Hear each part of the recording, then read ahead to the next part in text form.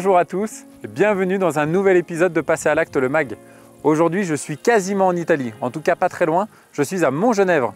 C'est une station des Hautes-Alpes et j'ai rendez-vous avec maître Caroline Bonaguilar sur le front de neige, juste en dessous.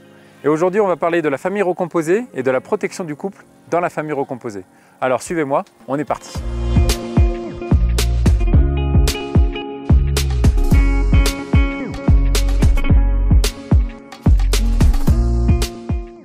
Salut Caroline. Salut Alexandre. Ça va? Ça va et toi? Bon écoute, ça va très bien, je suis très content de te retrouver dans un décor de montagne. Oui, on est ici à Montgenèvre, aux portes d'Italie. Ok, voilà, et l'Italie c'est par où? C'est par là? Pardon, c'est juste là, Ouais. Bon, on ira visiter l'Italie un peu plus tard. En attendant, on va reparler de la famille recomposée. Oui.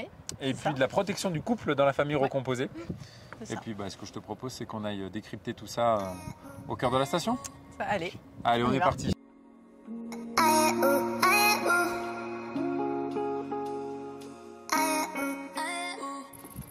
Alors Caroline, une famille recomposée qui passe les portes de ton étude, Oui. avec l'idée de protéger le couple. Oui. C'est quoi toi le premier conseil que tu peux leur donner? Alors le premier conseil, ça peut être le recours à l'assurance vie, qui est D'accord. souvent le plus simple et celui auquel on pense en premier. Ouais. Donc l'assurance vie, c'est un contrat aléatoire où en fait l'assureur va s'engager en contrepartie du versement des primes D'accord. à verser un capital à un bénéficiaire qui sera désigné par le souscripteur.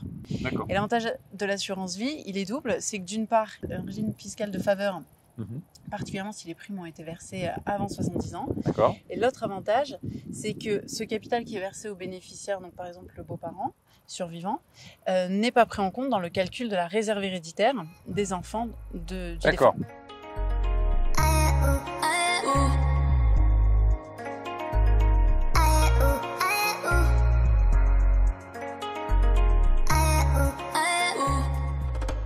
Alors Caroline, quand on parle de protection du couple, j'imagine que du coup on en revient au couple initial et qu'on soit en concubinage, en pax ou en mariage, forcément ça a des conséquences.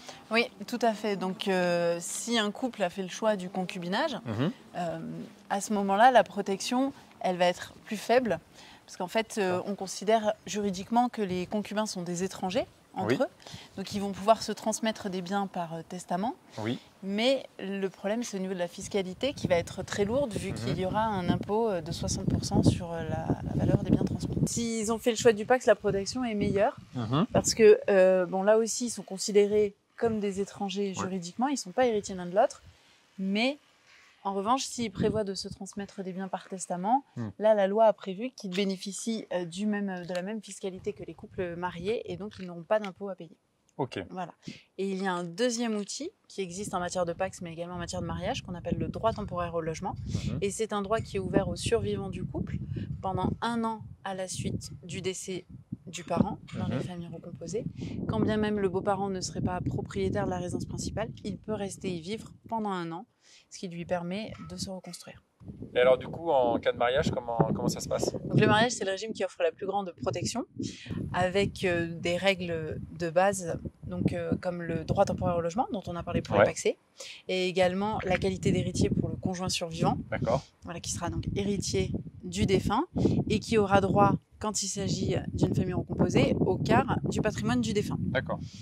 Et fiscalement, c'est aussi intéressant parce qu'il n'y a pas d'impôt de succession entre les époux. Le mariage permet aussi d'accroître davantage la protection du survivant avec soit un testament, comme on l'a vu pour les pacsés et les concubins, soit le recours à un acte notarié qui est la donation au dernier vivant, donc un acte de transmission par décès qui sera signé chez le notaire par le couple et qui va permettre d'ouvrir pour le conjoint survivant un certain nombre d'options, notamment des options qui en régime de base sont réservées aux familles non recomposées et qui là du coup permettent aux couples recomposés. Ok, donc là du coup c'est ouvert aussi aux familles. Voilà, tout à fait.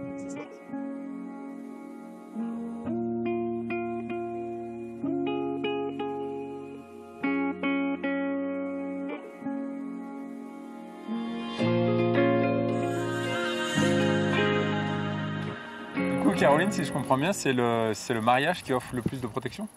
Oui, c'est ça, finalement, c'est le mariage qui offre sans doute la meilleure protection pour le couple.